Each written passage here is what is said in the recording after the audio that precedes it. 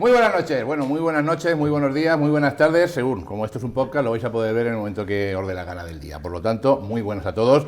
Bienvenidos a este segundo podcast de una serie de 7 podcasts para escuchar 1001 noches. Yo soy Juan Carlos Mena y voy a ser quien, en cierto modo, junto con Óscar Lorenzo, que lo tengo aquí a mi derecha, pues conduzcamos esta especie de tertulia, esta conversación que vamos a mantener. Decía uno de los músicos más conocidos de la historia del pop y del rock, el inglés y miembro de los Beatles, John Lennon: un sueño que sueñas solo es un sueño que sueñas con alguien es una realidad.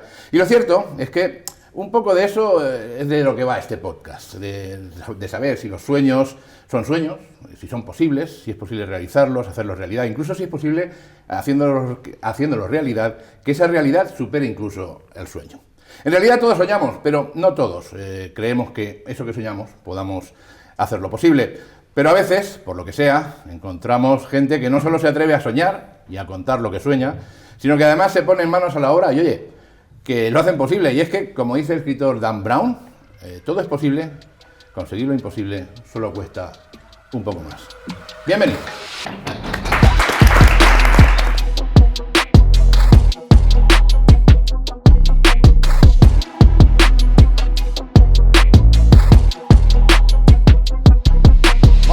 A la gente que va a compartir con nosotros este podcast, que va a estar con nosotros contándonos sus sueños, sus experiencias, sus vivencias y si hicieron posible o no esos sueños que un día tuvieron.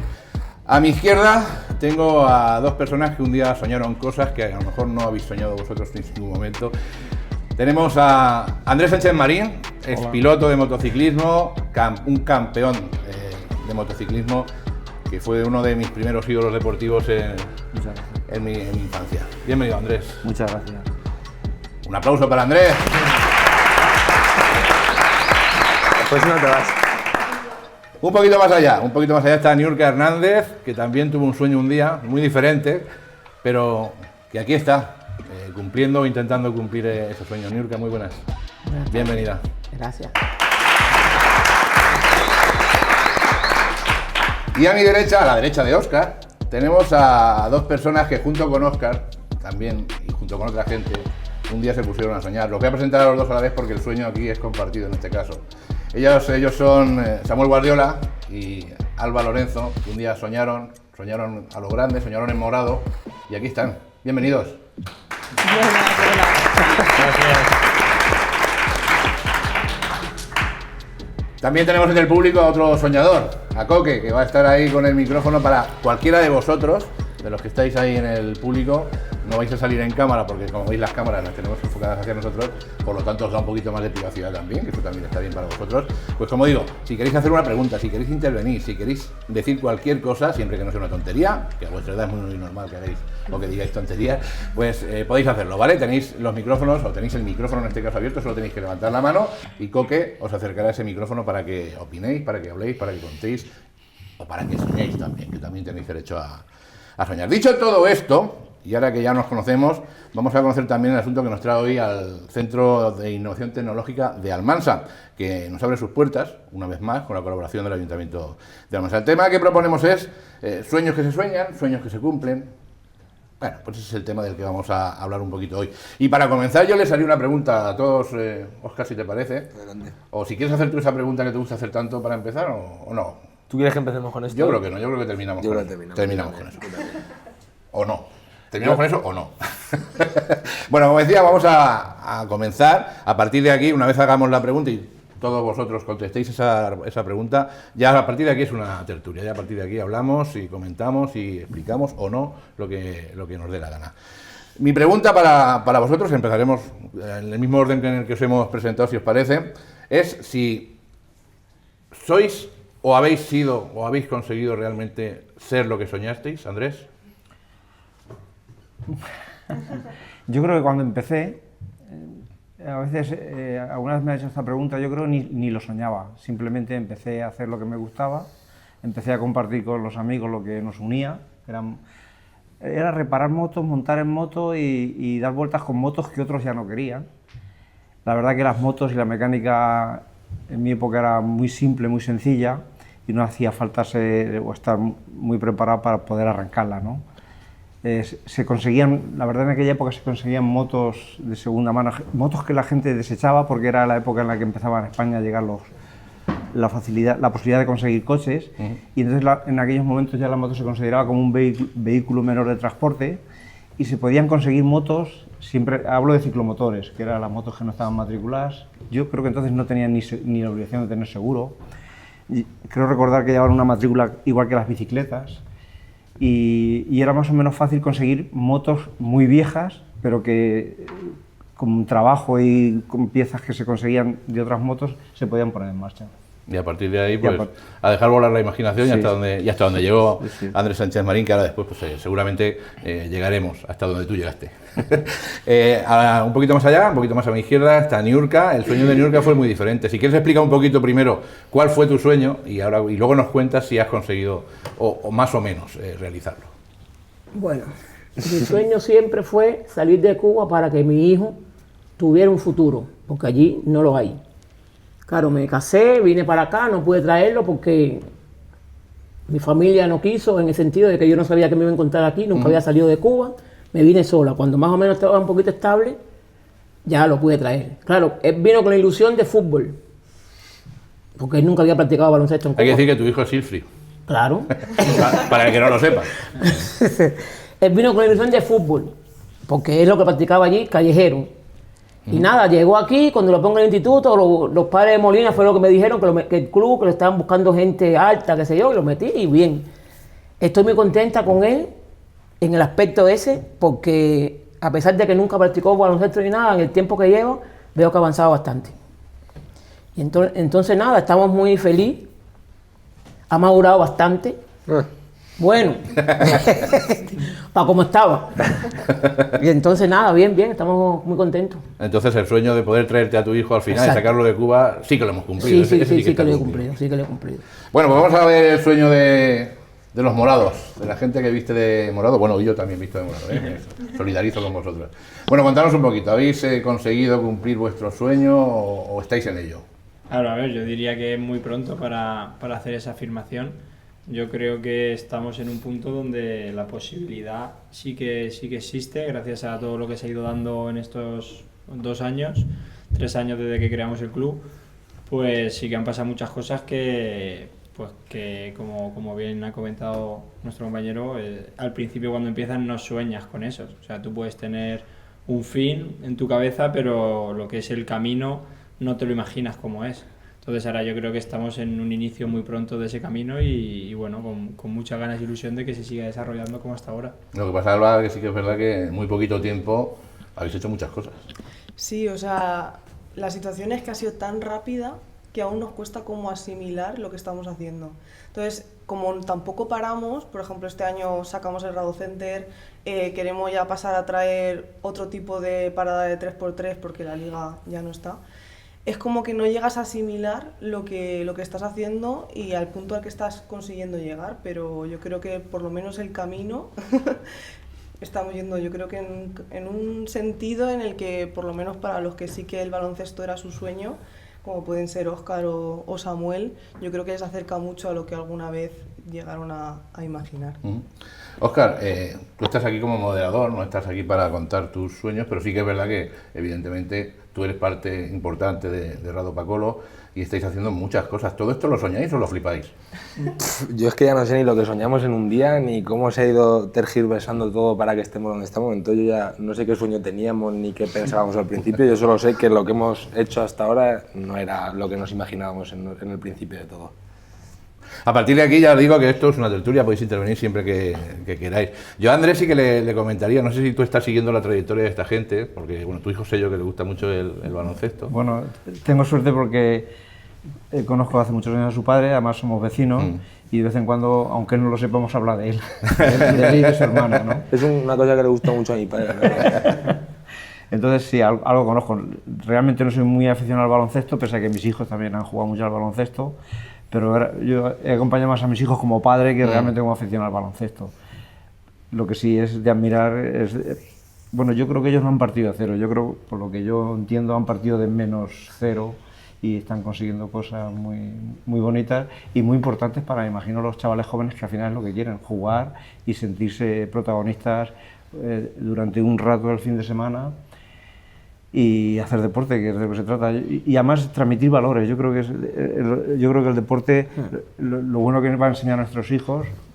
Yo que he sido deportista de élite, yo que he trabajado después gracias a haber sido deportista de élite, cuando mis hijos han estado jugando al baloncesto, sabéis que Pablo, además desde pequeñito, mi mujer se dedicaba durante 6 años o 8 años, creo que era todos los días a Valencia a llevarlo a entrenar al Pamesa, ¿no? Y yo siempre tenía muy claro de que lo excepcional, lo anormal es llegar a ser profesional del baloncesto, ser deportista de élite y además ganarte la vida. Ya no digo de ganarte la vida para no tener que trabajar cuando te jubiles, que un deportista tiene una carrera profesional muy corta, ¿no? Que la vida no se acaba a los 30 años, a los 35. Afortunadamente comemos todos los días y tenemos nuevas ilusiones cada día. Con lo cual, lo que quería decir es que hay que hacer deporte porque transmite unos valores fundamentales, yo creo, en la vida: la competencia, el respeto a las reglas, esos valores que transmite el deporte que luego te van a servir para lo que hagas en tu vida. Y eso es lo bonito, pero que nadie lo haga pensando que va a ser el mejor del mejor. De verdad, Nadal es una excepción, Gasol es una excepción, Marc Márquez es una excepción, Fernando Alonso es una excepción. O sea, que no se crean que es tan fácil llegar a eso, ¿no? Entonces, que se preparen, mientras juegan, se lo pasan bien, comparten el tiempo con sus amigos, se divierten, que lo hagan lo mejor posible, pero que se preparen para el momento en que digas, hasta aquí he llegado. Ojalá y todos los que estéis aquí hagáis el deporte que os gusta, conseguéis unos éxitos tremendos y además tengáis la suerte de, una vez que has acabado, tener una jubilación. Os lo dice un jubilado, ¿eh? Yo ahora valoro lo que es la jubilación, porque ahora, fíjate, para quien no me imagino no sabéis ninguno, ¿no? Hoy es día 22 de mes, ¿no? Yo ya he cobrado. O sea, eso es alucinante. Pero quiero decir que sepáis que la vida es muy larga, que os merece hacer la pena hacer deporte, os merece aprender esos valores que tiene el deporte, os merece ganar con las normas que ese deporte diga que hay que aplicar, independientemente que luego luchéis para que esas normas se cambien o se mejoren, o sean más igualitarias, pero sobre todo respetar las normas, porque eso os va a venir fenomenal en la vida. No me quiero alargar mucho, porque tranquilo. yo me quedé alucinado de una persona que ha salido de Cuba y se ha ganado la vida fuera de su país. Yo creo que tengo que estar muy nos cuente un poquito sí. Nos cuente un poquito más profundamente, ¿no? Profundices más un poquito en tu historia. Vamos a ver. El tema de salir de Cuba, complicado. Yo salí casada con un español, llegué aquí, bien, todo bien. Cuando llego aquí no tenía trabajo, me metí como 2 años sin trabajar. No podía mandarle nada a mi madre para mi hijo ni para mi familia. Tuve que irme a Madrid, que como es ciudad grande, ahí tenía más opciones. Me fui. Ahí estuve 1 año trabajando y nada, bien. Pero al final tuve que venir para acá, para Almansa, porque allí, yo donde estaba casada era aquí en Almansa. Y nada, cuando me hice española, porque al principio no podía traer a mi hijo porque no tenía la nacionalidad. Cuando me hice española ya lo traje. Y nada, fue muy duro, todo fue muy duro porque Cuba no tiene que ver nada con España, ¿ves? Las costumbres, las personas, el clima, fatal, porque nosotros es temperatura de verano el año entero, y aquí es invierno casi el año entero. Entonces, para ti el invierno fatal, pero nada, es mejor estar aquí que no allí, con verano, pero con hambre, con miseria, no hay corriente, no hay qué sé yo. Claro, porque Cuba no es tan bonito como nos creemos nosotros que te lo diga Óscar. No, a ver, yo fui 10 días y es precioso. Lo que pasa es que sí que es cierto, yo lo que me quedé flipando es... Cuba es bonito, no me he explicado yo mal. Cuba es bonito, pero la vida en Cuba, para el cubano, no es tan bonito. Lo más feo de allí es que es una cárcel, o sea, realmente es una cárcel que está... No puedes salir, no puedes... Es como si estuvieras encerrado, como si estuvieras preso. Y antes de salir de Cuba, Niurka, ¿cuántas veces soñaste que salías? No, yo nunca había soñado salir. ¿No? Yo ahí tenía mi trabajo, yo soy profesor de educación física de voleibol. Tenía mi trabajo y no... Una cosa que los chavales seguro se quedan todos flipando. ¿Cuánto cobrabas como profesora de un colegio? 8 euros. 8 euros al mes. Al mes. Es el salario de allí. El salario de allí. Impresionante. Nada, se me presentó el tema, el español me conoció y ya vine para acá y ya está. Y bien, bien. Y lo que decía Andrés de los valores del deporte, al final, bueno, pues tú como profesora de deporte, como entrenadora de voleibol, evidentemente eso también lo sabes. Y, Claro. y has visto como a Silfri, pues Sí, también se sí. le han ido inculcando esos valores, ¿no? ¿Cómo no? ¿Cómo no? Es más colectivismo, el amiguismo ese, sí, sí, sí, sí. En eso también estoy muy contenta, aunque el carácter es un poquito abierto. Nosotros no somos abiertos, no somos muy tímidos, no somos tímidos. Y entonces él Eso facilita mucho las cosas. ¿eh? exactamente, se relaciona muy bien, se relaciona muy bien. Eso facilita mucho las Sí, cosas. sí, Bueno, sí, contadnos vosotros cómo llegáis aquí, cómo os metéis en este follón. A ver, a mí sí que me gustaría comentar un par de cosas que han dicho muy chulas. Por supuesto. Porque es que justo tuvimos la suerte de uno de nuestros entrenadores que lo llevamos por bandera, que es Molina, y hizo una reflexión muy chula sobre el tema que estáis comentando de que el deporte transmite valores.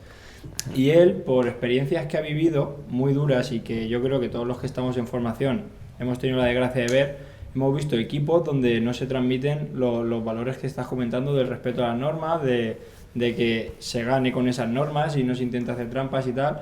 Entonces sí que un poco animar a que seamos conscientes de que los valores que transmite el deporte se transmiten si las personas que están ahí son conscientes de ellos. Entonces que muchas veces se ven barbaridades en equipos de formación o de gente que está empezando a hacer deporte, de entrenadores o padres incluso que lo único que buscan es que sus hijos ganen o que ponen a su hijo por encima de todo el resto de chavales y son capaces de juzgar una decisión que se ha tomado entre los entrenadores, entre los coordinadores y demás, sin tener nada de información, pero es lo que ellos consideran y desprestigiando muchas veces la labor del entrenador o del coordinador. Entonces, bueno, pues un poco remarcar que también hay que llevar cuidado porque si no se hace lo que bien han comentado, pues puede ser muy negativo y hay gente que lo puede pasar muy mal y chavales que el deporte, que es algo maravilloso y que a todos nosotros nos ha cambiado la vida, le puede destrozar. Bueno, nada, era como eso. Nosotros, bueno, si quieres tú. ¿Cuál es el primer recuerdo que tienes de Rado Pacolo? El primero, pues yo creo que fue cuando íbamos de camino a... ¿cómo se llamaba el fisio de Villena? Que se me ha ido el nombre. A Fran Bernabéu. Que íbamos en el coche y comentabais también de pues todo lo que se estaba viviendo con el 3x3, porque al final Rado Pacolo nace del 3x3 y el objetivo era dedicarse únicamente al 3x3, porque en Almansa había un club de 5x5 y no era algo que se planteara. Entonces yo mi primer recuerdo es esa conversación en el coche, hablando de llegar a un Light Quest o cosas así, que luego al final lo hemos conseguido, bueno, lo habéis conseguido y lo hemos conseguido y no lo hemos valorado. O sea, realmente Rado Pacolo empieza con el objetivo de ojalá llegáramos alguna vez a poder salir de España e ir a un torneo internacional como es un Light Quest. Fuimos a Bosnia y seguramente haya gente que ni se ha enterado porque han pasado tantas cosas en el camino que han habido otras que han quedado como por encima de lo que a lo mejor en un principio era el objetivo inicial. Y luego, respecto a lo que habías preguntado de cómo hemos conseguido llegar, yo para mí Rado Pacolo es el ejemplo vivo, y yo en mi vida personal también lo he vivido, de que es tan importante el hacer las cosas bien, ser consecuente con lo que haces, esforzarte al máximo, como el simple hecho que es suerte de estar en el sitio indicado en el momento en el que deberías de estar. Porque al final, algo negativo que pasó en Almansa, que fue toda la situación del CEBA Almansa, para nosotros al final ha supuesto una oportunidad de crecimiento brutal. Entonces es importante hacer las cosas bien, porque si no lo haces bien no puedes asumir una cantera de 300 chavales porque no aguantas ni una temporada, y a la vez tener la suerte de estar donde tienes que estar. Yo creo que estaría muy bien, Andrés, tú que dices o que has comentado ya, que al principio ni siquiera soñabas con llegar hasta donde llegaste en el mundo del motociclismo, que le contaras a esta chavalería cómo llegaste al mundo del motociclismo, al motociclismo de velocidad, porque tú empezaste en motocross. Sí. Es que hay un cambio generacional bestial. Yo, para que os hagáis una idea, yo tengo 2 hijos, los 2 les ha encantado el baloncesto y por ejemplo, yo nunca me empeñé en que hiciera motociclismo porque el motociclismo es muy caro, o sea, es muy caro, además de que te tienes que entregar al 100%, o sea, no vale hacer otra cosa en tu vida. He dicho antes que no dejéis de estudiar, pero si quieres de verdad ser un número 1, no te da tiempo a hacer otra cosa nada más que prepararte para ese objetivo y solamente ese objetivo te tiene que guiar. Y mucho menos ahora, ¿eh? Lo que ocurrió fue ir aprendiendo por el camino, ir aprendiendo y absorbiendo lo que podía y luego me ha servido cuando he dejado de ser. Me he perdido, ¿sabes? Me he perdido, pero... Te comentaba que les contaras a esta gente Sí, cómo sí, llegas, sí, cómo llegas al motociclismo de Lo digo velocidad. porque mis hijos, uno tiene 36 años y el otro 32. Y cuando yo... Lo corrobora, te mira para corroborarlo. Y cuando- Por si acaso no los tienen. Ella es que tiene un poco más. A lo que iba. Digo, ¿cómo os lo explico yo? Vamos a ver, mis hijos, que sé que me quieren, me dicen, papá, tú no eres campeón de España. Digo, es que soy campeón de España del año. Dice, no, del año no, papá. Digo, del siglo pasado. Dice, no, papá, del milenio pasado. Cuando yo empecé, es que era el blanco y negro. O sea, España empezaba la democracia, se empezaban las libertades, se empezaba a tener información de que el mundo no se acababa en los Pirineos, empezabas a recibir información de fuera de España, empezabas a darte cuenta, que me imagino es un poco lo que pasa en tu país, que las cosas eran diferentes a como nos habían contado y que había un más allá, ¿no? Había algo más. Entonces, el problema era ese, o sea, yo tenía 20 años y creo recordar, o sea, yo recuerdo con 10 años que vengo al Mansaír, porque vivía en un pueblecito aquí cerca que se llama Carcelén, que fuimos a la playa en el autobús que nos llevaba el ayuntamiento y íbamos en cartoncillo. O sea, yo llegué allá a la playa en cartoncillo a Alicante a bañarnos. Y una anécdota para que os fijéis. Yo cuando llego a Alicante, aparque el autobús, donde ahora no se puede, es imposible aparcar, ahí en el puerto. Y todavía me acuerdo, que parece que fue ayer. Y al bajar había un pájaro. Joder. Y yo salgo corriendo y mi padre dice, ¿qué haces? ¿Qué haces? Claro, yo vi un pájaro ahí cerquita, iba a buscar una piedra para tirarle al pájaro a la cabeza. O sea, es que en Carcelén... Sí, es lo que se hacía. Es lo que se hacía. Entonces, es muy difícil explicaros a vosotros y entender quizás lo que yo hice. Me imagino que nos pasa igual, yo me estoy un poco alucinando con ella cuando dice, si es que tengo que salir de mi país, es que eso no te lo planteas. Son momentos tan diferentes, no había información, o sea, la información es poder, siempre ha sido poder, por supuesto, pero es que entonces no era tan fácil encontrar un libro que te explicara qué había que hacer para correr, de hecho, o sea, terminamos de correr en Alberique, creo que fui campeón valenciano, entonces no estaban las comunidades todavía no existían las comunidades. De hecho, Albacete éramos Murcia, ¿verdad? Albacete y Murcia, sí. Pero Valencia sí ya se hablaba era el reino de Valencia, ¿no? Sí, por la región valenciana. Yo terminé de correr en un pueblo en Alberique, que aunque eran motos con ruedas de carretera y tal, pero era poco más que motocross, ¿sabes? Entonces es porque se conducía a coger un avión e irme a Argentina a correr.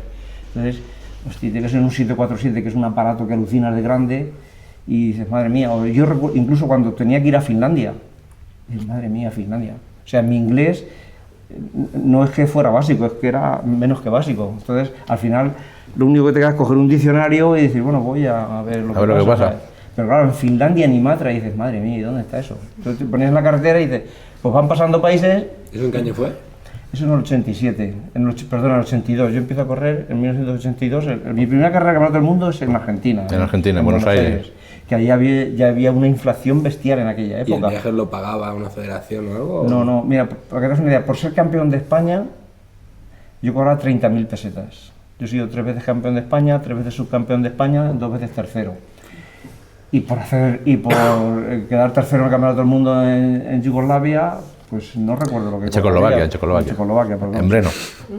Sí, que entonces era Checoslovaquia. Entonces la República Checa y Eslovaquia estaban juntas. O sea, el dinero no se conseguía por premios, se conseguía por los sponsors que tú tenías. Entonces, dependiendo de los sponsors, pues tenías más o menos dinero. Al final, yo creo lo comenté, en algún sitio lo he dicho, era un autónomo. Si el autónomo conseguía tener buenos clientes, claro.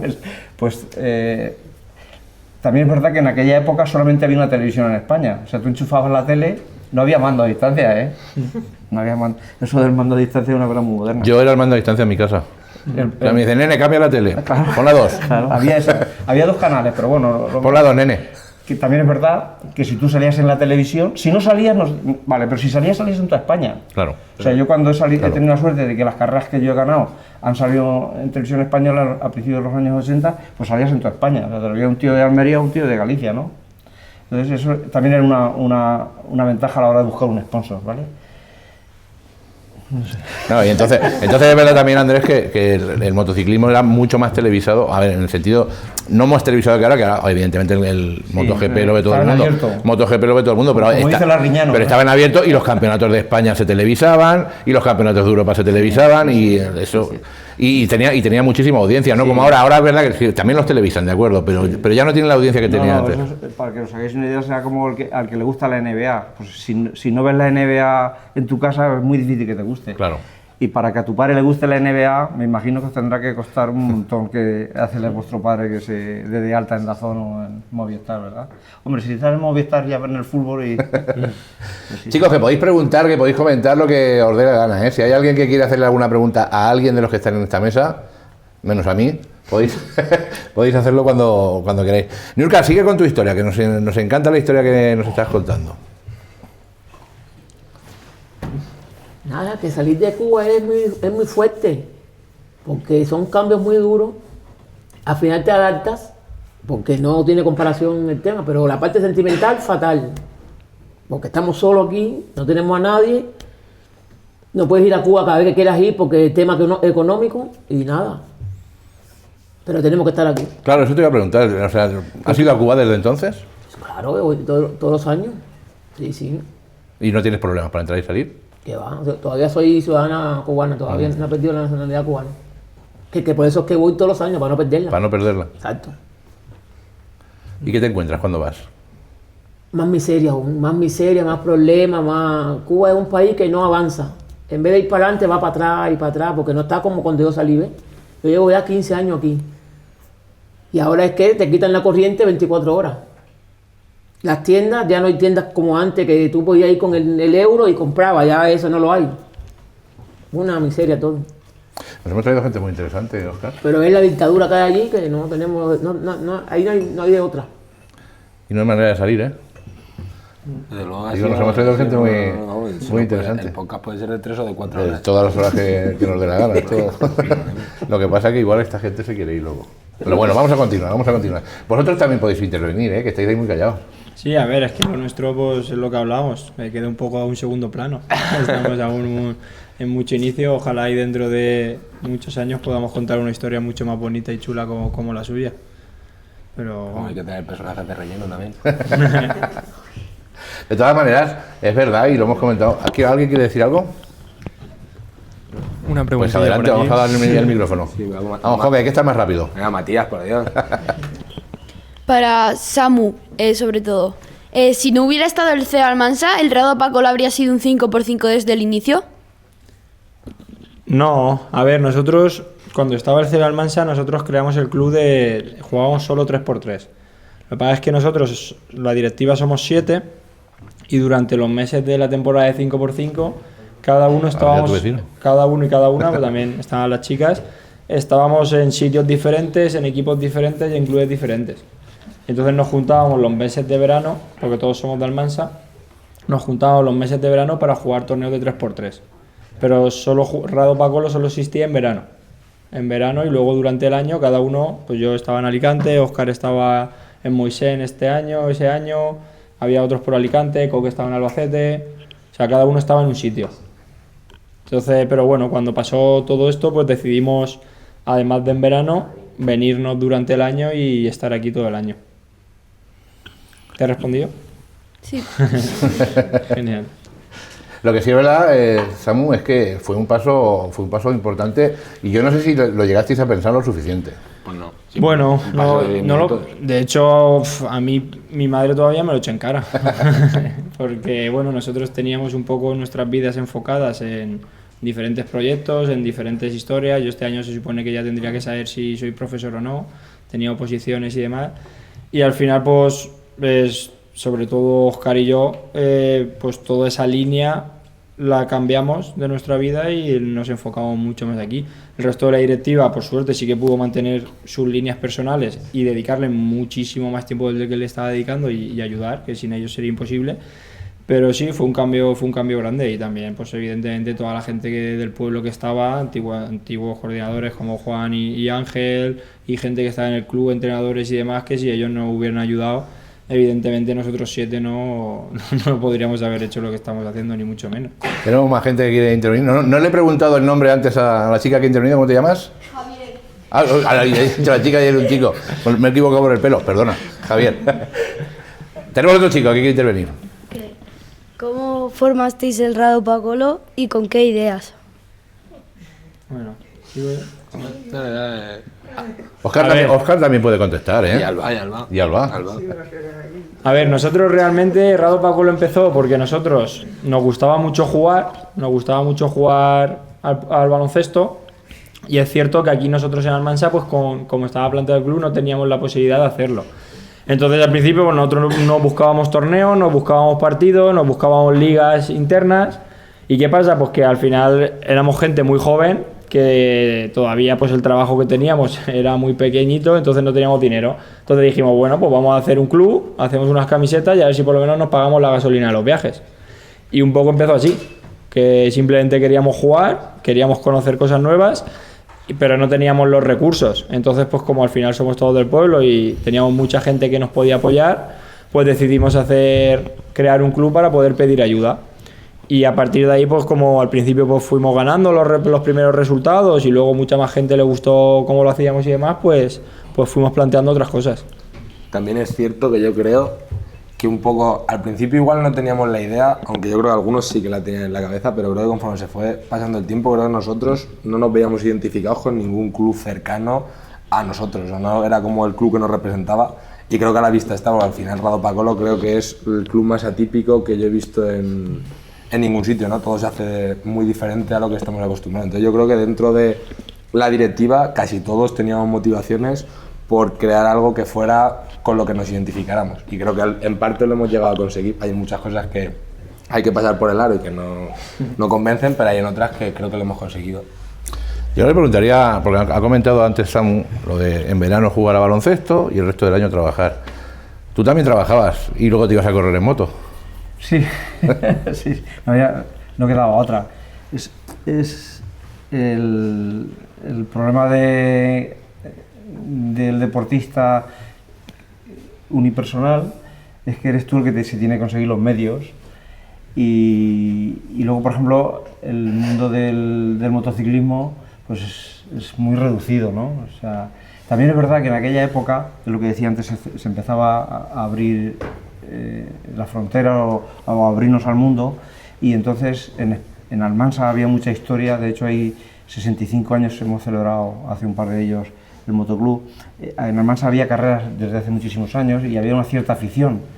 Pues entonces cuando sale alguien del pueblo y empieza a ganar carreras, eso también hace que todo se mueva. Al final es un poco triste, pero es así. O sea, cuando ganas tienes mucha gente a tu alrededor, y cuando de verdad te hace falta gente a tu alrededor es cuando estás abajo, ¿no? O cuando estás perdiendo.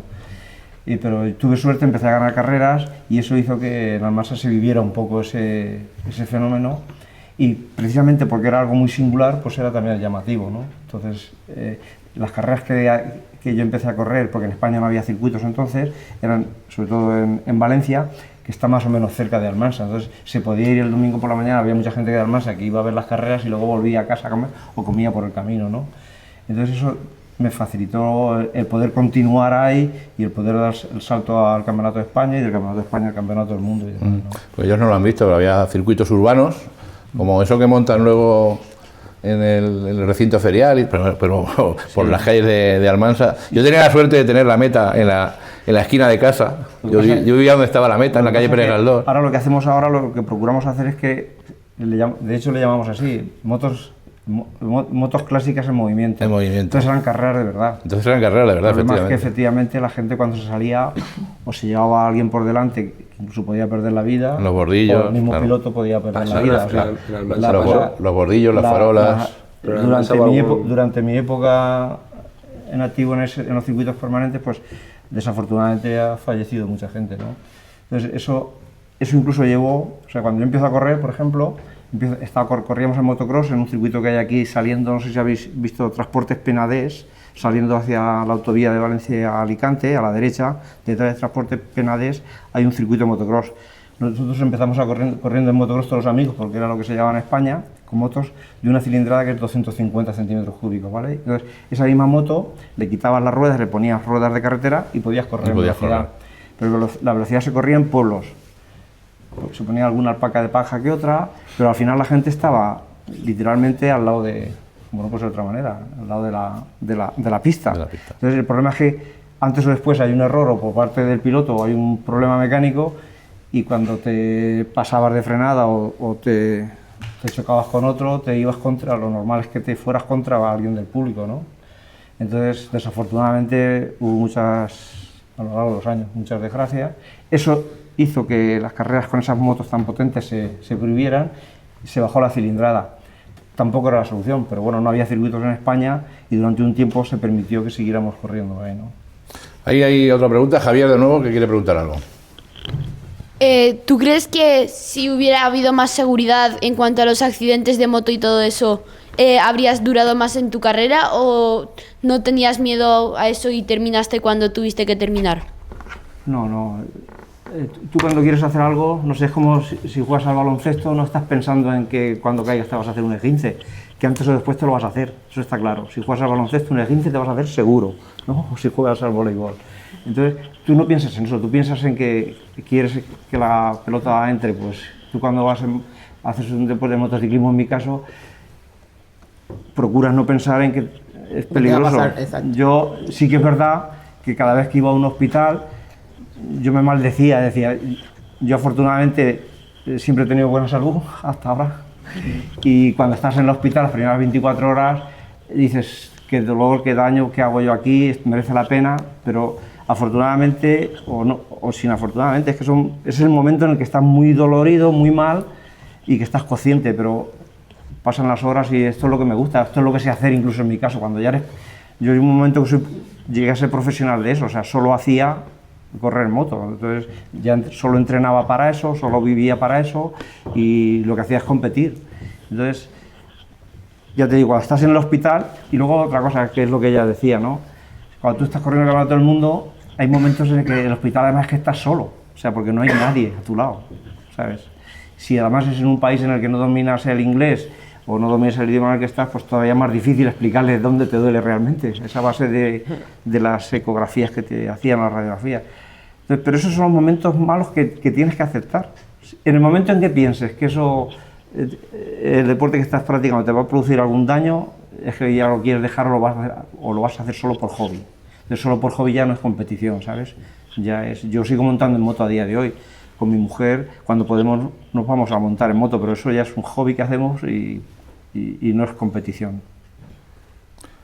Muy bien, Javier. ¿Alguien más? Adelante. Esto está muy bien. ¿Alguna vez has tenido algún accidente con la moto? Sí, es lo que te decía, es lo normal. O sea, yo no corrí muchos años porque, mira, yo corrí el Campeonato del Mundo durante 5 años. Yo siempre digo, para mí fue mi universidad, ¿sabes? Yo no he ido a la universidad. Pero los pilotos de hoy en día, los españoles de hoy en día, si los habéis visto, son los mejores, son los número 1 en el mundo. O sea, España es la referencia en el mundo. También es verdad que es gracias a que las administraciones públicas han invertido mucho dinero en infraestructuras. O sea, en España, además del clima, que es una maravilla, aunque comparado con Cuba no, pero en España hay muchos días al año que no llueve, con lo cual practicar motociclismo es muy fácil. En cuanto a poder practicarlo, me refiero a si encima resulta que ahora hay muchas pistas de minimotos o de car o de circuitos permanentes. De hecho, el resto del mundo, cualquier piloto, cualquier persona en el resto del mundo que quiera llegar a algo, tiene que venir a España. También es verdad que el Campeonato de España, los últimos campeonatos de España que yo he corrido, yo siendo campeón de España solamente era en España, pero ahora ya los campeonatos de España son open y se corren tanto en España como en el resto de países de Europa, y además puede participar cualquier piloto de cualquier nacionalidad, ¿vale? Entonces, es el gran cambio que hay con respecto a cuando yo empecé. Cuando nosotros empezamos no había circuitos y ahora España es un referente mundial. También es verdad, cuando yo empiezo a correr en moto, antes de correr en moto, incluso soy aficionado y voy a las carreras, yo veía a los pilotos australianos, a los americanos, a los ingleses, y parecía que había que ser o australiano o norteamericano o fuera de España para poder correr en 500, que es la actual MotoGP. Entonces en España los ídolos eran Ricardo Tormo y Ángel Nieto y corrían en las categorías pequeñas, que eran 50 centímetros cúbicos o 125. No había ningún español que corriera en las categorías grandes e incluso teníamos una especie de complejo pensando que nosotros no podíamos llegar a eso. Mentira, si alguien nos dice que no podéis hacer algo, mentira, intentadlo, que seguramente lo conseguiréis. Así es, así es. Niurka, cuéntanos cómo es el deporte, qué diferencias hay en el deporte cubano y el deporte español. Vamos a ver, el deporte cubano, ahí se practica deporte, pero con el objetivo porque somos muy buenos en el deporte, somos olímpicos, sí. Porque ahí se practica para llegar a ser olímpico, para poder viajar, tener un par de zapatos, ¿me entiendes? Que se hace con devoción aquí no, aquí se hace como si para entretenerse, ¿eh? Aquí no es con el objetivo de ganar una competencia grande ni nada. Es la diferencia en mi país, ¿ves? Allá en Cuba el que hace deporte es porque quiere tener una vida mejor. Claro. Y entonces las escuelas cartan en las escuelas, ¿ves? Los profesores van a las escuelas, cartan, una persona que es alta, que esté cuarto, quinto grado, te cartan baloncesto, voleibol, entonces te internan en una escuela que se llama Preide. Y ahí hay buenos deportistas en Cuba, somos buenos. Sí, de hecho soy buenos en muchas cosas, además. ¿Llegaste a jugar aquí en España? No, porque yo no llegué al equipo nacional, yo me quedé en la preselección, no llegué a... Niurka tiene un familiar, Wilfredo León, que es de los mejores... Sí, ese... De los mejores de la historia jugando a voleibol. El voleibol ahora está por... Un país de esto de por aquí, pero... un país de esto, sí. En Cuba no está, porque casi todo el mundo se queda claro. A la vez que eres famoso, que eres bueno, que qué sé yo, te hacen un contrato y te quedas. Y te podemos invitar al... Porque en Cuba no te pagan, ¿eh? Eres olímpico, pero el dinero es para el Estado. Te dan $200 y todo el dinero es para el Estado. Y las gracias. Las gracias. Entonces, ¿qué hacen la gente? Cuando eres famoso, te hacen un contrato y ya te quedas por aquí. Lo que decía Andrés es algo que yo creo que lo tenemos que tener todos en cuenta, ¿no? Lo que acaba de decirle a los chavales. Si alguien te dice que no puedes, no le hagas caso, inténtalo. Exacto. Inténtalo y prueba porque a lo mejor sí que puedes. Sí, al final el no ya lo tienes. Exacto. Quiero decir, por intentarlo... De hecho, un poquito de todo eso es de lo que va este podcast. Sí, al final... Alguien nos dijo, igual no os dijo nadie que no podíais, pero seguro que había mucha gente que pensaba que no podíais. Hombre, éramos un grupo de amigos al principio, ¿no? Y luego... Espero que sigáis siéndolo. Bueno. Yo ya no. Luego yo creo que también algo que es común en todo lo que hemos estado contando es un poco la pasión, ¿no? Es el hecho de dedicarle tanto empeño a algo que no te das cuenta de la cantidad de horas o la cantidad de esfuerzo o la cantidad de sacrificio que estás haciendo porque realmente es algo que te apasiona. Y yo creo que luchar por algo que te apasiona, qué menos, ¿no? Nos puede dar la vida que dedicarte a lo que realmente te mueve. Exacto.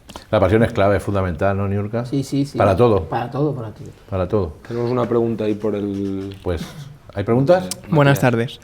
En relación un poco a lo que habéis hablado sobre la profesionalización del deporte y tal, yo quería preguntarte a ti en concreto si en algún momento de tu carrera dejaste de disfrutar del deporte por el hecho de profesionalizarte. Por el hecho de ser profesional.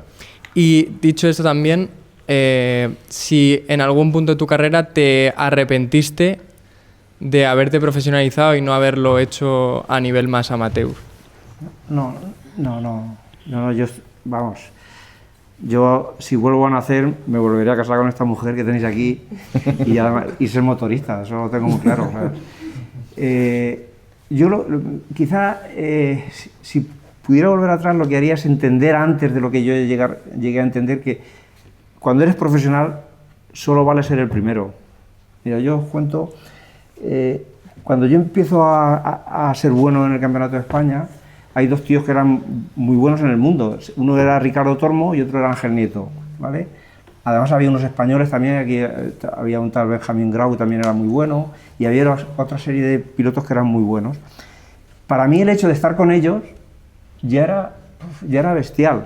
El problema es que en este mundo en el que tú tienes que vivir si eres bueno, o sea, para que un sponsor te dé dinero es porque le vas a demostrar que sales mucho en la tele o en los periódicos.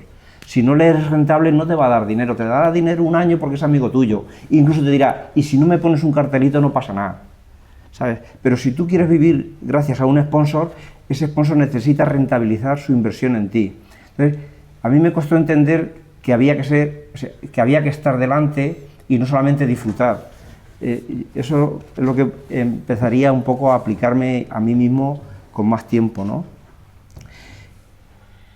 En cuanto a la segunda pregunta, si crees que te he respondido, te diré que yo tuve la gran fortuna de que cuando yo dejo de correr, o decido con 30 años de que, bueno, mira, para que te hagas una idea, yo llego con 30 años al Campeonato del Mundo, tengo un contrato con Tabacalera, entonces yo estaba patrocinado por Tabacalera España, que, bueno, no sé si Ducados, que era la marca que nos patrocinaba, y llega un tal Alex Cribillé. Yo tengo 30 años y el tal Alex Cribillé tiene 19. 19. Ese mismo año, él ya gana carreras del Campeonato del Mundo y yo me rompo no me acuerdo si fue la rodilla a mitad de temporada y me pierdo la mitad de temporada. Entonces, claro, viene un tío detrás, España empieza a cambiar del blanco y negro al color, empieza a haber sponsors que quieren tener a alguien en primera línea, tienen a un chaval de 19 años y un tío de 30 años. Y yo ya empiezo a dudar de si merece la pena seguir corriendo si no tengo el presupuesto que necesito para ganar y luchar contra una generación tan joven, tan preparada, porque yo empiezo a correr con 20 años y este tío ya con 19 ya empieza a ganar carreras del Campeonato del Mundo. Sabéis que luego Cribillé fue campeón del mundo de 125 y el primer español campeón del mundo de 500. Eso lo digo para los que no sepáis, ¿no? Entonces, afortunadamente yo creo que me di cuenta de que ya con 30 años, que yo creo que... ¿No fue Sito? No, en 125, Sito en 250. Es verdad, Sito fue en 250, sí, es cierto. O sea, vamos a ver, yo con 30 años estaba física y psicológicamente mejor que nunca, porque yo... Es que no sé si decirlo, pero yo tenía 20 años y decía, bueno, si no me mato a los 25 ya aguantaré mucho. Yo tenía duda de que pasara a los 25, es verdad. O sea, bueno, pasé los 25, pero con 30 años yo también creo que fui el primer deportista de motociclismo que tuvo la oportunidad de estar en la Blume. Sabéis que la Blume es un centro de alto rendimiento. El Consejo Superior de Deportes tiene, ahora ya en cada comunidad hay una instalación digamos, entonces en mi época solamente estaba la Blume en Madrid y la Blume en Barcelona. Entonces yo entendí que para poder correr y luego durante la temporada, como yo viajaba por mi cuenta, era muy difícil que yo pudiera tener un entrenamiento serio y formal durante todo el año. Procuraba, pero no era la forma, como luego en el invierno yo lo procuraba hacer. Por las mañanas gimnasio y por las tardes a la casa de campo o al revés, ¿no? Y luego al mediodía me daba tiempo para ir a Tabacalero a ver a mis sponsors y a mi mecánico, ¿vale? Entonces, con 30 años yo ya empiezo a dudar de que tenga futuro en el mundo del deporte, porque las generaciones nuevas venían empujando muy fuerte. En España, en los años 80, hay un cambio. Es un boom. Del año 80 al año 89, España cambia de una forma bestial. No es como ahora, parece una década y no han cambiado tanto las cosas. Tú, si has vuelto a tu país, te das cuenta de lo que han retrocedido. Entonces, en España, como se estaba abriendo y todo el mundo empujaba, pues estaba cambiando muchísimo. Entonces, yo ya empiezo a entender de que igual ya no tenía mucho futuro ahí, porque, de hecho, como pasa ahora en el deporte, como de jovencito no empiezas a jugar al baloncesto, de niño, muy malo tienes si quieres empezar con 20 años, ¿verdad? Exacto. ¿Vale? Eso en cuanto a la actividad. Y cuando yo dejo de correr, la suerte que tengo es que esa misma España que está progresando hace que empiecen a haber muchos circuitos y tengo la suerte de que ni más ni menos, porque mira, os cuento también otra anécdota. O sea, cuando yo corro en moto, lo normal era ser o catalán o valenciano. Entonces no era normal, bueno, había una excepción también, que era Madrid-Ángel Nieto, ¿vale? Pero lo normal era ser o catalán o valenciano. Y en este caso la excepción, super excepción, porque es 12 más 1 veces campeón del mundo, Ángel Nieto, ¿vale?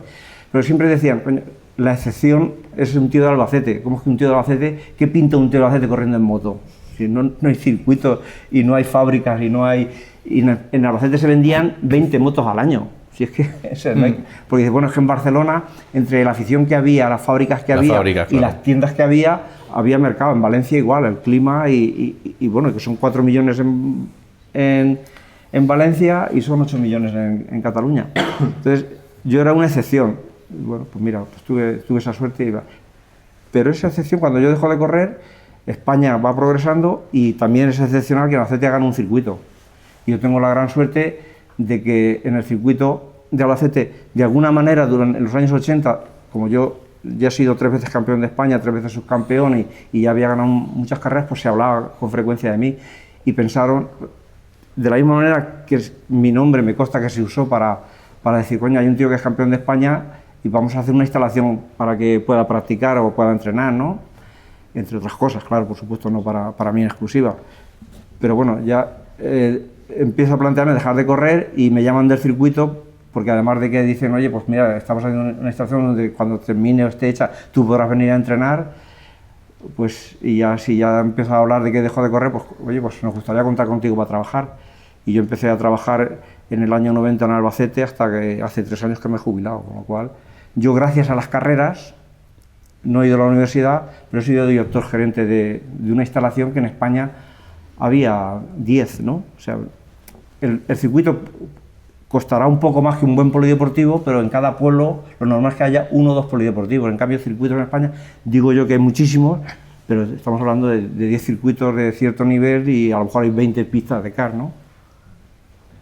Al final, el hecho de las instalaciones también es importante, que haya instalaciones, y como bien dices, pues en los años 80 hubo un boom en el que empezaron a crearse circuitos, porque también es verdad que el motociclismo español es cuando pegó el subidón para arriba, apareció, como bien decías, Alex Cribillé, apareció Sito Pons, Garriga, Carlos Cardú, y al final... Hay una serie de cosas que han favorecido que los pilotos españoles, los deportistas españoles que quieran hacer motociclismo, sean tan buenos, entre otras cosas, porque la administración pública ha apostado por hacer instalaciones de... Es curioso, para que os hagáis una idea, mira, yo a los años que trabajaba en el circuito es curioso, cuando venía alguien del mundo del automóvil a alquilar el circuito, lo único que veía es si la instalación le ofrecía, le cubría las necesidades que ellos pedían. Nunca te preguntaban el precio, te preguntaban, ¿tienes esto? Sí, ¿tienes esto? Sí, ¿tienes esto? Sí. Pues venga, vale, pues vamos a estar aquí un mes probando un modelo o presentando una gama. En cambio, cuando te viene alguien del mundo de las motos, está Andrés. ¿Por qué? Porque la mayoría de los jefes de equipos que hay hoy en día son gente que corría conmigo, ¿no? Entonces, ¿qué pretendían? Coño, Andrés, que yo no puedo pagar 3.000 euros, que a ver si me puedes hacer una rebaja. El problema que tiene un trabajador en la administración pública es como si tú tienes el amigo... Imagínate que el cajero el cajero, el interventor, el tesorero del ayuntamiento de Albacete es tu amigo o tu tío. Venga, tío, ¿me vas a cobrar a mí el impuesto de circulación? ¿Sabes? Ese es el problema que tiene. Pero yo, no sé, es que hablamos de motos y me gusta, ¿eh? El problema, la suerte que tuve es que el circuito se crea cuando yo dejo de correr y yo tengo ahí trabajo y, bueno, afortunadamente he sido director, ya te digo, 30 años creo de director y 34 trabajadores. Y hablamos de instalaciones deportivas, ¿cómo son allí en Cuba las instalaciones deportivas? Bueno, las instalaciones allí muy malas, de cemento. En La Habana, porque yo soy habanera, es donde mejor se está, Habana y Santiago. Hay 2 que son de tabloncillo, de tablón. Pero lo demás es en cemento así... Los pabellones de parqué no se ven, ¿eh? ¿De parqué? Sí, y por eso, en Cerro Pelado, que es donde está el equipo nacional de Cuba, de lo que está en todo el mundo ahí, es sí de tabloncillo, ¿ves? Porque ese es el equipo nacional. Ahí es, digamos, el centro de alto rendimiento, ¿no? Donde están los deportistas de élite. Ese es en el Cerro Pelado, sí. El campo de fútbol donde juega la selección y tal, jugaron contra Estados Unidos, se ve que pasó algo en el partido así, ¿no? Que es como un patatal lleno de agujeros y de... Claro, pero eso es en el Marrero, el único que hay. Está lleno de hierba, porque no hay quien lo chapee ni quien nada. Y entonces cuando hay una competencia te lo ponen más o menos bonito ahí para que, ¿me entiendes? Pero Cuba, ¿qué va? Es una pena. Aquí en Albacete tenemos suerte con las instalaciones deportivas, sí, cómo no. En el sentido de que tenemos bastantes instalaciones deportivas. Querríamos más y mejores y más modernas, porque también tienen muchos años, pero no nos podemos quejar dentro de lo que cabe. No. Yo lo hice uno que ha viajado por toda Castilla-La Mancha viendo instalaciones deportivas y cuidado con lo que tenemos aquí, ¿eh? Es verdad que mejorable, pero mejorable porque está un poquito viejo, un poquito... Has visto la parte mala, y te das una hora para allá, flipas con la Sí, no, ya. deportiva de Valencia. Lo que pasa es que para allá es otra cosa, sí. Lo que pasa es que para allá es otra cosa. Eso es alucinante. Sí, no, pero a mí me parece algo muy importante de lo que están comentando, y es que al final es muy importante ser agradecidos con ciertas cosas. O sea, un campeón del mundo lo está comentando y ha dicho varias veces que ha tenido la suerte. No, es campeón del mundo, ya quisiera haber sido campeón del mundo, ¿verdad? Campeón del mundo no, pero bueno. España. Tercero en el campeonato del mundo. Vale. Hizo un tercero. Tercero de campeón del mundo, bueno, creo que sigue estando bastante bien. Y sigue diciendo la frase de he tenido la suerte, ¿no? Y por otro lado, el contraste con la suerte que tenemos nosotros a la hora de poder hacer lo que nos gusta. O sea, es un lujo lo que tenemos. Está claro que nuestra parte como club de Almansa de baloncesto es pedir más, que se mejoren, que estén al día y mil cosas que estamos ahí luchando para que se puedan llevar a cabo. Pero por otro lado, o sea, la suerte que tenemos en nuestro entorno, en nuestro pueblo, para poder practicar lo que nos gusta, vamos, no se vive en ningún lado. Pero vamos, yo he estado muchos años en la Comunidad Valenciana y allí las instalaciones, sí que es cierto que hay mejores, pero también hay mucha más demanda. O sea, yo, por ejemplo, los clubes que he estado, en el 90% entran en el aire libre. Y aquí estamos todos siempre cubiertos y demás, o sea que dentro de lo que tal... Hombre, un poquito también tiene que ver lo que decía Andrés antes, la Comunidad Valenciana son 4 millones o 5 millones de personas, Castilla-La somos los que somos, somos unos poquitos y ya está. Sí, pero vamos, que el resumen es que hay muchas cosas a mejorar, hay muchas cosas que hay que luchar porque sean mejores, pero desde luego no nos podemos quejar. También nos conformamos con poco, ¿eh? Con que no haya goteras en el pabellón y que se arregle un poquito la luz del campo de fútbol y poquitas cosas más, con eso yo creo que nos arreglaríamos. Tenemos preguntas por allí, creo.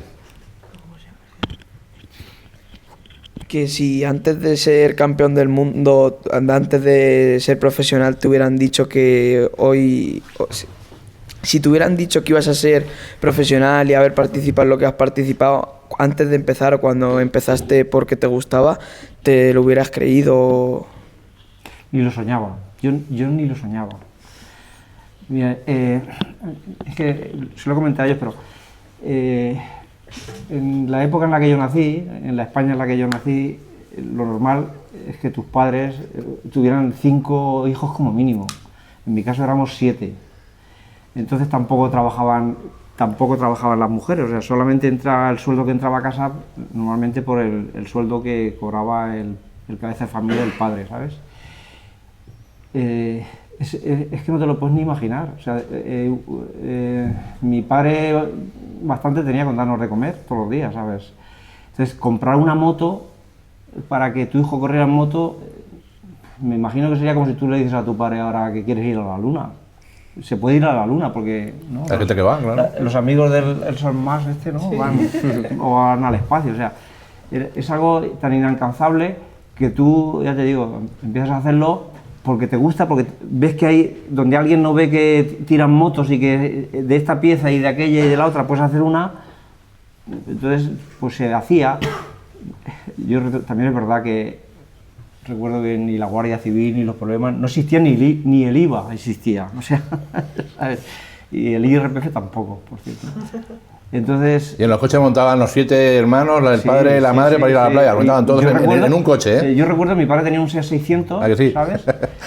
Y íbamos a Albacete a la feria, íbamos los 7. Algunas lo conté ya a mis hijos, cuando dicen aquí, ¿pero cabemos o no cabemos en el coche? Pues en el 600 íbamos 7 con las maletas. También recuerdo que mi padre en Chinchilla, cuando bajábamos a Albacete, decía, la Guardia Civil, esconderse, y había sitio para esconderse. Fíjate. Esto es que ha cambiado mucho, pero entonces... Lo que daba de ser un 600. Ni te lo imaginabas, no. Era pura ilusión y ya está. Creo que había alguien más levantando la mano por ahí. ¿Cuál fue el premio así más importante que ganaste? ¿En metálico o en deportivo? Los dos. Los dos. Claro. Muy bien. No, o sea, antes lo comentaba alguien, me ha preguntado, yo por ser campeón de España, entonces me daban 30.000 pesetas, que ahora serán 200 euros, ¿no? Sí, 1 euro son 160 pesetas, son 16.000, 200 euros era, ser campeón de España era... Fíjate, os voy a contar una anécdota. Yo recuerdo que tuve la oportunidad cuando estábamos en Tabacalera, un día fuimos al Congreso de los Diputados, me imagino sería con el tema de la Constitución o algo así, ¿no? Y nos presentaron a Alfonso Guerra Y me acuerdo que, oye, por cierto, me preguntaba, y por cierto, ¿cuánto es el premio de ser campeón de España? Y le dije, 30. Digo, pues mira, acabo de ir a Finlandia y creo que es un poco más caro que el viaje de ir a Finlandia por ser campeón de España. Y dice, ¿pero cuándo te han pagado? 30.000 pesetas. Y él me dijo, claro, para que vayas en bicicleta.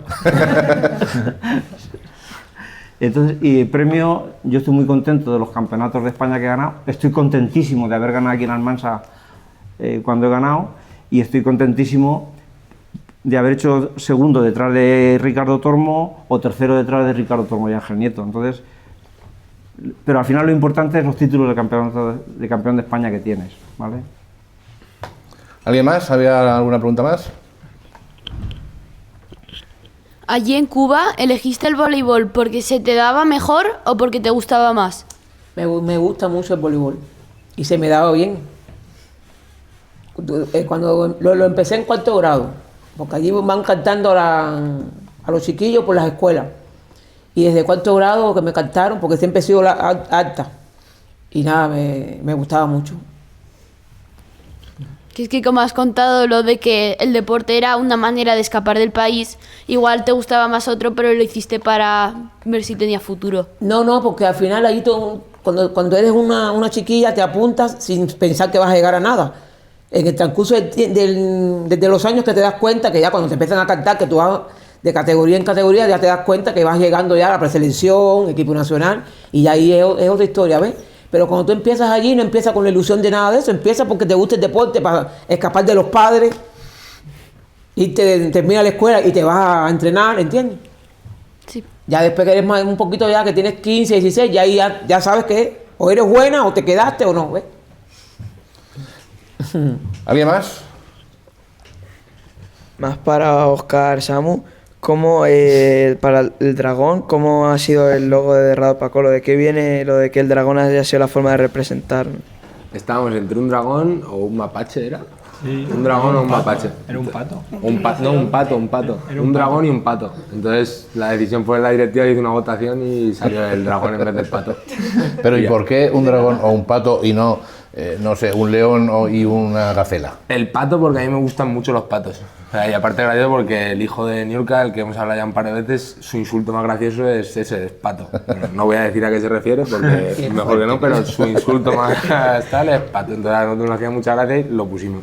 Y el dragón pues era un poco, no sé, también mola mucho, no somos muy frikis, vamos, solo hay que ir al Rado Center, al gimnasio para ver lo que es nuestra mentalidad. Y entonces ahí ya ves un poco la ideología y el dragón era como algo guapo también. ¿Alguien más? Matías no da gasto, ¿eh? No da gasto. Bueno, buenas tardes. Lo primero, gracias. Gracias, Andrés, gracias, Niurka. Gracias. Por lo que nos estáis contando, creo que pueden aprender bastante, ¿vale? De ejemplos diferentes, pero igual de importantes. Entonces yo quiero que nos contéis un poco, pues son cosas que van a vivir, seguramente, así un poco más en tono gracioso, que nos contéis también un poco relacionando con el tema de valores que hemos hablado al principio. Esas comidas de los domingos, en el caso de Andrés hace ya unos años, y ahora Niurka lo estará viviendo con Silfri, las comidas de los domingos después de un partido, sea bueno, sea malo, que yo, por ejemplo, también lo he vivido con mis padres, de discusiones con mis padres, que se nos sube el ego a los críos, o no, o estamos desanimados. También nos pegamos toda la semana sin ir a entrenar porque tengo exámenes, o dejo de estudiar porque estoy flipado en mi mundo del baloncesto. Pero sobre todo eso así más gracioso, lo de una comida de un domingo después de un partido malo. ¿Cómo lo habéis vivido? ¿Qué conversaciones habéis tenido? Niurka, empieza tú. Bueno, yo tengo a mi hijo un poco loco con el tema este de que a veces me dice, date una vuelta, vete a la calle, ponte a cocinar, déjame tranquilo, porque ya cuando se acaban los partidos yo empiezo ahí arriba de él con el tema de que esto no me gustó, tienes que hacer esto, y se agobia un poco. Y las comidas nada, para que le saquen bien las cosas, le digo, si lo haces bien te compro sepia. Porque le encanta la sepia, pero la sepia no la puedo comprar todos los días porque es muy cara. O sea, en tu caso es como al revés de lo que dice Ángel. Él dice que los chiquillos son los que hablan con los padres, los que cuentan. No, soy yo la que estoy arriba de él ahí todo el día. ¿En tu caso, Andrés? No sé, no lo sé decir. Yo, hombre, compartir con mis hijos es que, como ellos juegan también, ¿no? Sabéis que juegan todos los domingos, pues no sé, yo procuraba. De hecho, de baloncesto no sé apenas nada.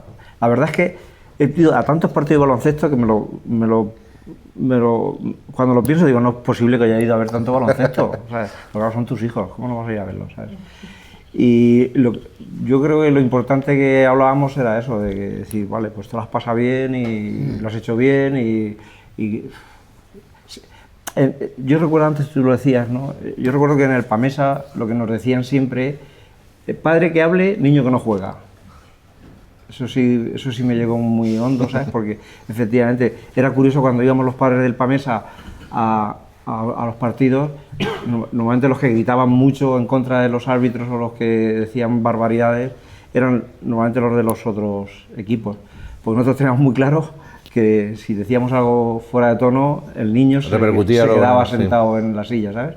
Entonces a mí eso me gustó mucho, ¿sabes? En el caso de Andrés y Zoroa y todo eso que eran mayorcitos, pues yo recuerdo que a mí en las rodadas me llamaron un día la atención, o sea que vives los papeles y eso se comenta luego en la comida, pero te lo pasas bien, al final cuentas el detalle y ellos te cuentan lo que han vivido dentro, porque tampoco es lo mismo lo que desde fuera vemos, ¿verdad?, que lo que vives dentro. Claro. El que tú desde fuera crees que es un tío que lo que hace es presionar y dice, no, es un guarro, y te dice, no, ese es un guarro. No para de pegarme, ¿no?, o de darme codazos. ¿Y vosotros? No, a ver, yo creo que conforme vas avanzando, aunque no quiero parecer yo veterano ya, pero... Bueno, eres. Pero conforme vas avanzando te vas dando cuenta de que hay veces que le dan mucha importancia a cosas que no la tienen y luego no valoras otras. Entonces, yo alguna vez a los chavales que estoy con ellos se los digo que yo a día de hoy tengo más recuerdos de un entrenamiento que me marcó, o de una corrección o de una charla con un compañero, que de partidos que parece que sean la final del mundo y a día de hoy es que no te acuerdas de ellos. O sea, me hablan muchas veces de cuando en infantiles llegamos a tal, de cuando en alevines, y ahora veo a los chavales como, joder, le dan tantísima importancia a ese partido, a ese fin de semana, de llegar a verlos llorar, de que les supone un estrés, de que les ven la presión, de qué tal. Y al final, en 3 años de ese partido no se van a acordar y lo que les va a quedar es la relación que han hecho con sus compañeros y lo que han aprendido durante ese año para poder aplicarlo el siguiente. Entonces sí que es cierto que yo creo que hay que ir quitándole mucho peso a lo que es el partido y dándole mucho más valor al día a día. Pero bueno, es un poco... Tenemos que ir terminando, pero Javier puede hacer una pregunta. Se ha tomado en serio el reto. Se ha tomado en serio, ¿eh? En el libreta. Esta pregunta no sé si se va a alargar mucho, pero ¿de dónde viene el nombre de Rado Pacolo? No, esa no se puede responder.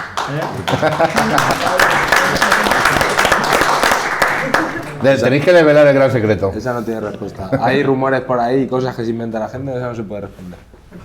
Es que, Javi, es que no se sabe ya. O sea, se han inventado tantas cosas. Se puso el nombre por una causa, pero esa causa derivaba en otras causas. Que yo, sinceramente, o sea, apuntamos a un torneo así y de repente se llamaba así el club. O sea, no... El nombre del club se pone cuando nosotros éramos alevines, o sea, nosotros infantiles, nosotros éramos alevines y fuimos 4 amigos a jugar y se empezó a llamar así, Coque entre ellos, fuimos 4 a jugar y el equipo se llamó así, aquella vez. Y desde ahí se ha ido viniendo con nosotros. No desvelan el secreto. No lo van a desvelar el secreto. Bueno, decía yo que tenemos que ir terminando. ¿Alguien más quiere hacer alguna pregunta para terminar? ¿Y la anécdota así más graciosa que tengáis del Rado Pacolo? Venga, la anécdota graciosa. Tú eres más gracioso que... Sí, no, a ver, tendría que pensar, tío, la verdad. Déjame hacer una pregunta, Niurka, y si me acuerdo. Una pregunta. Vale. Aquí tenemos una sección que es el que prefieres y el por cuánto. ¿Vale? Pero yo la voy a cambiar un poco y te voy a preguntar a ti simplemente que si volvieras al pasado, si hubieras elegido el salir de Cuba o te hubieras quedado en Cuba y crees que tu vida hubiera sido mejor quedándote en Cuba o realmente lo hubieras cogido y te hubieras venido para acá. No, si vuelvo al pasado, vengo para acá de nuevo. En Cuba no me puedo quedar porque en Cuba no hay... Quizás antes, ¿no? A lo mejor hubiera venido antes. Exactamente. Y no vine antes porque no se dio. ¿Entiendes? Porque si no hubiera venido antes, hubiera venido joven, así como yo traje a mi hijo, así. Pero no se dio. Vine con 38 años. ¿Y por cuánto dinero te hubieras quedado en Cuba? Si tenías la opción de irte de Cuba, pero te pagan un maletín, ¿de cuánto tendría que estar lleno el maletín? ¿O de qué cosa tendría que estar llena el maletín para quedarte en Cuba? De unos cuantos euros. de euros bastante. En estos momentos en Cuba, para vivir bien, tienes que tener euros o dólares. Si no tienes eso... Bueno, pues ahora ya creo que ya sí, vamos a ir... ¿Tienes alguna pregunta para alguien más? No, pues me estoy pensando en la anécdota graciosa y te lo juro que es que no... Es que últimamente... ¿Alguien se acuerda de una anécdota graciosa de Rodopacolo? Coque, ¿estás por ahí, Coque? Te diría que no. Y últimamente hay más desgracias que alegrías. Bueno, pues entonces lo vamos a dejar así, lo vamos a dejar sin anécdota. Luego intentaremos sacarle a lo largo de estos 7 podcasts. Este es el segundo, nos quedan 5 todavía. Intentaremos sacarle alguna anécdota. Ya que se vayan pensando para el siguiente podcast esa anécdota que se ha quedado sin responder y evidentemente hay que responderla. Como digo, bueno, pues creo que es el momento de ir terminando. ¿Habéis estado a gusto? ¿Habéis estado bien? ¿Lo habéis pasado más o menos bien? Bien. Yo me lo paso bien hablando en moto. Vosotros escuchando un... ¿Vosotros os habéis divertido vosotros? ¿Os lo habéis pasado bien? ¿Habéis aprendido algo de esta gente? Pues lo que tendríamos que otorgar son las libretas con los logos preciosos de tanto Mibi como el logo del podcast y de Europa. Las tienes que otorgar porque las vas a rifar o algo. Y hay que otorgarla a las 6 personas que consideramos que mejor han intervenido, que las intervenciones han sido mejores. Pues los que han intervenido evidentemente tienen todos una libreta, que estamos hablando de Javier, estamos hablando de Coque, Ángel, por allí 2. Coque esta que nos hemos quedado sin logos. Ahora por atrás. ¿Cuántas libretas tenemos? 6. 6 libretas. Pues ya las tenemos otorgadas. Ahora las cogéis, Vamos a terminar, así que lo que sí que os voy a pedir, por favor, un aplauso, ¿no? ¿O qué?